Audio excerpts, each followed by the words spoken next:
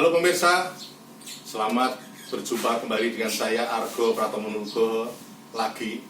Saya sebagai wartawan yang sudah malang melintang patak warak di Yogyakarta ini. Saya merasa dengan banyaknya mafia tanah yang bergentayangan di Jogja, dan saya melihat banyaknya korban juga sebagai wartawan.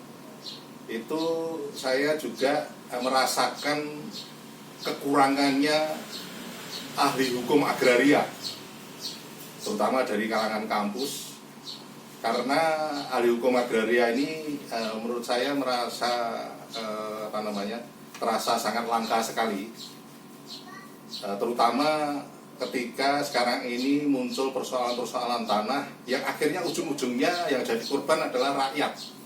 Seperti yang sekarang akan saya wawancara lagi, Mas Lilik Sukrisnowibowo.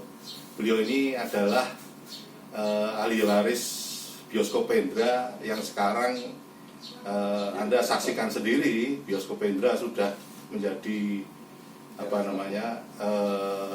Teras 1 Malioboro. Dan saya tadi mengawali dengan kekurangannya ahli hukum itu karena kebanyakan ahli hukum itu kan ujung-ujungnya, atau saya lihat itu banyak yang istilahnya menghamba pada kekuasaan. Seharusnya dia menghamba kepada ilmu, hukum, dan keadilan masyarakat gitu. Seharusnya. Sekarang ini saya akan menunjukkan kepada Anda semuanya bahwa Pak Lilik Sukrisnowibowo ini memang terkesan dalam kesendirian, tidak didukung oleh para ahli hukum agraria. Selamat berjumpa Pak Lilik. Pak Lilik ini saya juga melihat, karena saya melihat tidak hanya Anda sendiri korban-korban mafia tanah di Jogja ini, tapi sekarang ini kita fokusnya kepada Bioskop Hendra ya. Ini dari tayangan yang lalu ini kemarin itu sampai pada Kepres 32 ya. Seperti apa Pak Lilik yang Kepres 32? Ya, Kepres 32 itu dulu diberikan oleh Bapak Hasan Basirudin, di mana setelah diteliti permasalahannya diserahkan kepada Kanwil untuk menyesuaikan dengan Kepres 32 untuk peraturan Menteri Dalam Negeri nomor 3 tahun 79. Kan beritanya itu. Nah, terus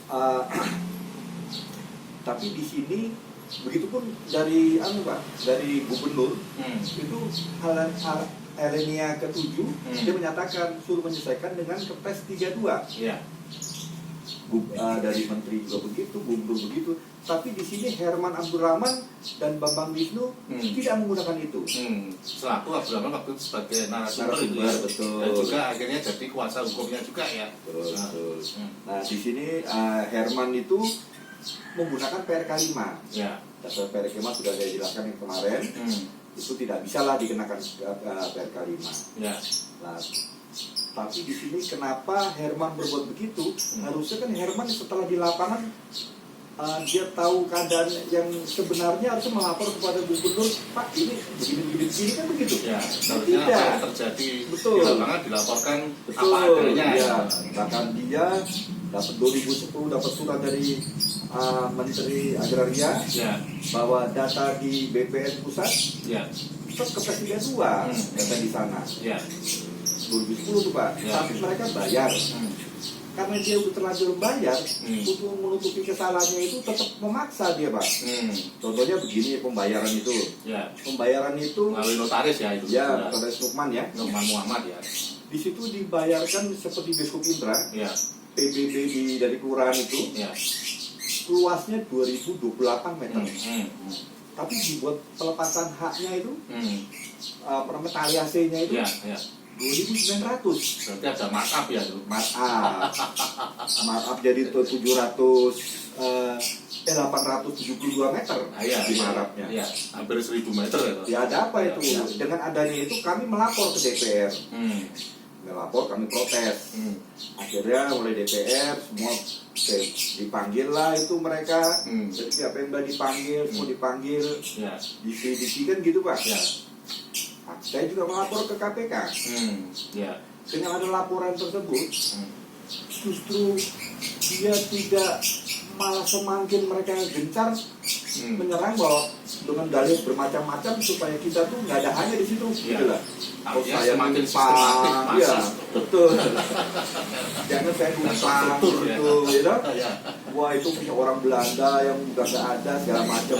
Oh jelas warga negara Indonesia. Iya, warga negaranya ada, warga negara Indonesia, direkturnya itu Pak. Jadi nggak bisa dibilang begitu, dipaksakan Pak. Dan celakanya wartawan banyak yang menulis pakai sumber mereka gitu ya. Jadi di sini seolah-olah hak kami harus dihilangkan lah, demi keselamatan mereka, karena di sini Herman sebagai narasumber, kalau Bambang Wisnu sebagai pembayar, dia yang membayar kepada para penghuni, para penyewa itulah, dengan melalui notaris Sukman itu. Nah, mereka udah ada salah di situ, takut terbongkar, akhirnya mereka memaksa, jadi menghilangkan hak kami yang sebenarnya. Jadi menzolimi warganya sendiri, masa warganya sendiri gitu kan Pak ya? Itu sebenarnya tidak benar. Terus kejadiannya setelah itu seperti apa Pak? Kejadiannya itu mereka secara dengan menggunakan aparatur negara, bawa macam-macam lah semua. Pagi-pagi sekali sudah nutupin jalan, stop di jalan. Terus mereka bergerak masuk, untuk pagar betis, terus pasang papan atau pasang seng. Tapi belum ada perintah dari pengadilan apapun, belum ada hukum, tidak ada Pak. Itu namanya kan penyerobotan tuh Pak. Betul, dengan secara kasar ya. Sampai kita memprotes, kita dipukuli. Sampai ya udah visum, udah segala macam. Tapi mereka tetap, karena takut mereka kebongkar, mereka memaksa masang pagar itu.